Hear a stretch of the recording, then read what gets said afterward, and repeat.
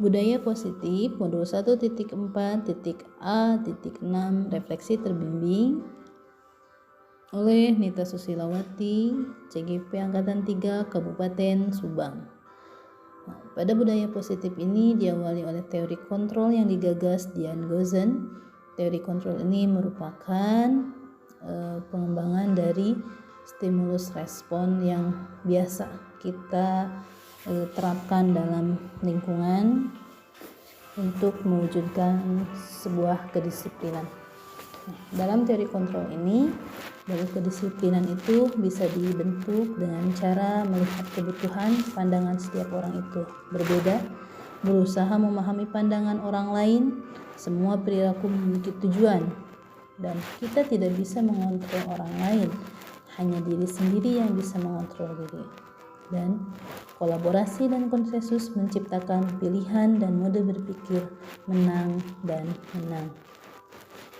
Selanjutnya, disiplin positif itu merupakan kepatuhan yang lahir dari motivasi intrinsik yang ada dalam diri siswa tersebut, yang bertujuan agar siswa menjadi seperti yang diinginkan dan menghargai dirinya. Berdasarkan Ki Hajar Dewantara, di mana suatu kemerdekaan itu akan lahir di saat disitulah harus ada kedisiplinan yang kuat, dan kedisiplinan itu bersifat self-disiplin. Kita sendiri yang mewajibkan sekeras-kerasnya untuk diri agar disiplin. Dalam mewujudkan disiplin positif ini, biasanya terdapat 5 kontrol guru yang ada dalam proses pendisiplinan ini. Yang pertama, orang yang memberi hukuman. Yang kedua, yang membuat rasa bersalah. Ketiga, guru yang memposisikan dirinya sebagai teman. Keempat, sebagai pemantau. Dan yang kelima, manajer. Namun, untuk mewujudkan budaya yang positif ini diharapkan guru tersebut berada di tahap kontrol manajer. Selain itu, kita juga harus melihat kebutuhan dasar setiap manusia.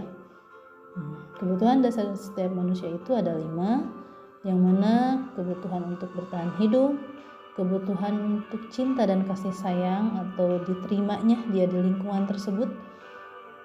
Selanjutnya, kebutuhan akan penguasaan, yaitu kebutuhan pengakuan atas kemampuannya. Selanjutnya, kebutuhan akan kebebasan, yaitu pilihan akan suatu pilihan. Yang terakhirnya, kebutuhan untuk merasa senang.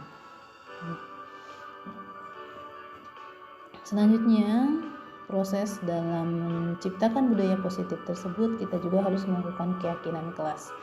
Keyakinan kelas ini lahir dari nilai-nilai kebajikan atau kebaikan yang diyakini oleh semua warga kelas. Nah, dari keyakinan kelas ini berbeda dengan sebuah peraturan atau sebuah sanksi. Keyakinan kelas ini bersifat abstrak, pernyataannya universal, dibuat dalam bentuk positif, terus isinya tidak banyak dan bisa diterapkan. Selain itu, perlu ditinjau juga oleh semua orang yang ada dalam kelas tersebut. Langkahnya dalam menerapkan budaya positif ini tentunya kita harus melakukan sebuah restitusi. Restitusi ini bersifat belajar dari kesalahan, ya, kegiatan yang melihat belajar dari kesalahan, memperbaiki hubungan, terus adanya tawaran terhadap pelaku kesalahan tersebut, menuntun dan melihat ke dalam diri, mencari kebutuhan dasar yang mendasari tindakan tersebut.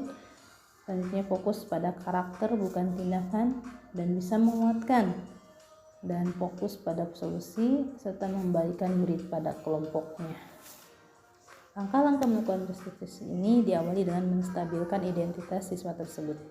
Selanjutnya, memvalidasi tindakan dan menanyakan keyakinan yang dia sepakati.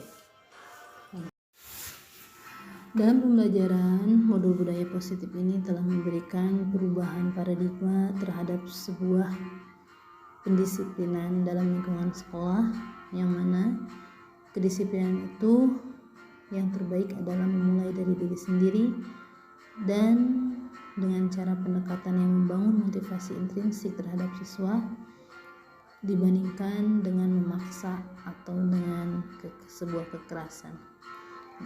Ketika melaksanakan sebuah restitusi ini, budaya positif ini akan memberikan dampak lingkungan yang diharapkan, diantaranya hubungan siswa dan guru harmonis, komunikasi siswa dan guru terbangun dengan baik, dan siswa bisa belajar nyaman dan menyenangkan. Tentunya yang terakhir, kedisiplinan ini bisa terbangun dengan konsisten karena restitusi ini sudah mewujudkan kesadaran dan membentuk motivasi yang ada dalam dirinya untuk membiasakan dirinya disiplin. Terima kasih atas waktunya. Semoga kedisiplinan positif ini menjadi kebiasaan yang baik dan bisa diterapkan di lingkungan kita, khususnya di sekolah. Waalaikumsalam warahmatullahi wabarakatuh.